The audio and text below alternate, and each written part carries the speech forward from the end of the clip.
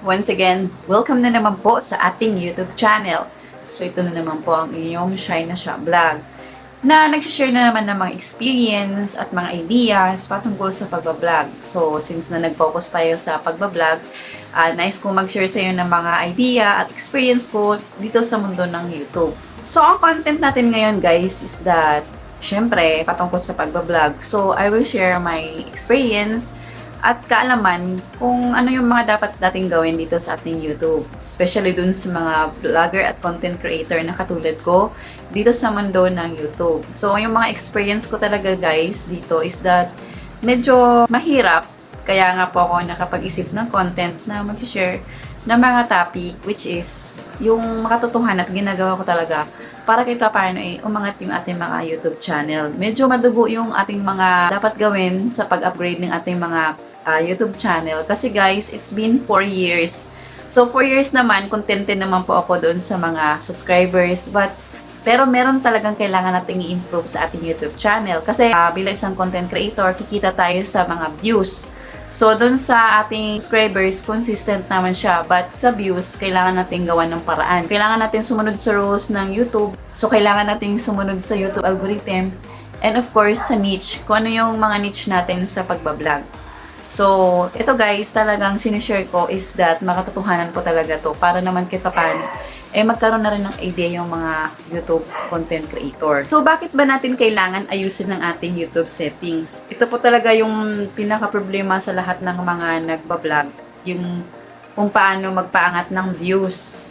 Of course, and then subscribers. So, bukod dun sa ating YouTube algorithm or bukod po dun sa ating YouTube niche, kailangan din po nating ayusin ang ating YouTube settings. Kasi it is possible na yun po yung dahilan talaga kung bakit hindi umaangat yung ating YouTube channel.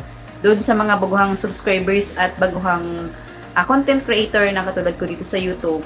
So marami po talaga tayong dapat ayusin sa ating YouTube settings, which is na hindi ko rin po alam noon, at base sa aking pagre-research, yun po yung specific na dahilan kung bakit hindi umaangat ang ating views dito sa YouTube. So, marami po talaga tayong pasikot-sikot na dapat gawin dito sa ating YouTube settings. So, ito yung mga 7 features na dapat maging maayos ang ating YouTube settings. So, dapat po na-aware kayo dito para kahit papan mapaunlad at mapaangat yung ating YouTube channel. Kasi ako po talaga guys, nag-iisip ako kung paano or ano ba ang dapat kong gawin or kung paano dapat umangat ang aking YouTube channel sa pagdating sa views. Sa subscribers naman, wala tayong magiging problema kasi tuloy-tuloy naman yun. So, ang views po talaga, dun po talaga ang pinaka masasabi ko na problema or masasabi na pinaka-problema ng mga content creator, lalo na sa mga small YouTuber na katulad ko. Base sa aking pagsasaliksik, sa YouTube settings po talaga guys, dapat din nating ayusin. Bukod dun sa niche natin sa paggawa ng mga content or sa mga topic, kailangan din po na talaga natin ayusin ang ating YouTube settings.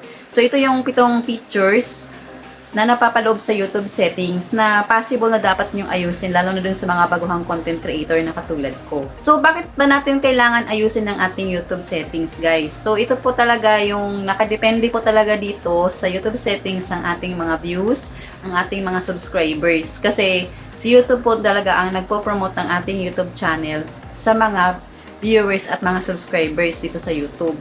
So, paano natin magagawa yon? Of course, manood tayo ng tutorial kung paano natin ayusin ang ating YouTube settings. So, ito yung 7 features na dapat natin alam sa pagbablog or sa paggawa ng content or sa pag-aayos ng ating YouTube channel. Of course, yung privacy, yung seguridad ng privacy. So, kailangan po talaga na kapag kayo ay merong YouTube channel, po na secure yung ating mga YouTube channel. Paano ba yon? So, kailangan yung ating mga password, yun ang number 1. Kailangan tayo lang ang nakakaalam at walang iba. Kasi it is possible po talaga na ma-hack yung ating YouTube channel ng mga ibang mga hacker. So, yun po yung pinakamahalaga, yung seguridad ng ating YouTube channel. Pwede mo rin pong i-manage ang yung mga content, kung sino lang yung pwedeng makapanood.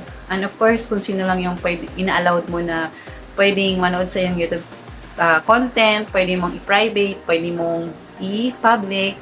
Yun po yung kagandahan ng YouTube privacy. Ang pangalawa is that yung YouTube monetization setting. So, ano ba yun guys? So, dito sa YouTube monetization, nakabase po dito yung pag-monetize ng ating channel. Halimbawa, kung yung channel mo ay eligible na ma-monetize, dito po talaga nakapaloob dito sa YouTube monetization settings. So, pwede mong i-on yung inyong YouTube monetization, pwede rin pong i-automatic na i-off, or pwede, depende po sa inyo kung ipa-public nyo or ipa-private nyo. So, yun po yung kagandahan ng ating YouTube monetization, guys. And of course, dito din tayo kikita. So, sa lahat ng mga subscribers at mga viewers dyan, dito din po tayo kumikita sa YouTube monetization. Nakabase po dito kung tayo ay pwede nang magkaroon ng advertisement o tayo ay magkaroon na ng sweldo dito sa YouTube. So, dito po sa monetization yon. Another one is that community and comment. So, alam naman natin yung mga community, kung meron na tayong mga community sa ating YouTube channel, yung mga comment section. So, yun po yung isang example ng community. So, yung community nyo is that depende din po, nasa inyo rin po yung control kung gusto nyo pong i-public, kung gusto nyo pong i-private.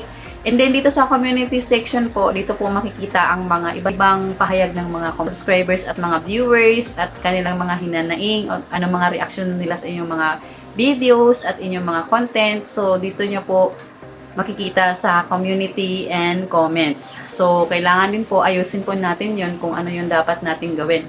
Kung tayo ay ipa-private or ipa-public yung inyong mga community comments. Another one is that yung channel branding or layout. So, ano ba dito guys? Yung paglalagay nyo po ng mga thumbnail, paglalagay nyo ng mga catchy na mga pictures, kung para saan yung mga vlog nyo, or kung paano nyo po diskartehan kung ano yung dapat nyo gawin dito sa inyong channel layout or sa pagbabranding ng inyong mga YouTube channel. So, makikita nyo naman po yun guys. Example dito yung mga nagbablog na catchy yung mga title, lalagay ng mga branding sa inyong mga YouTube channel na mas madaling makilala ng inyong mga subscribers at mga viewers. So, dapat po talaga maging creative kayo sa paggawa ng branding and layout ng inyong mga YouTube channel para mas makilala ng mga subscribers at mga viewers dito sa YouTube. Kailangan po na matingkad ang kulay ng mga titles nyo or mga pictures nyo para mas lalo nilang makikita at maintindihan kung ano yung mga topic na nais mong iparating sa nila.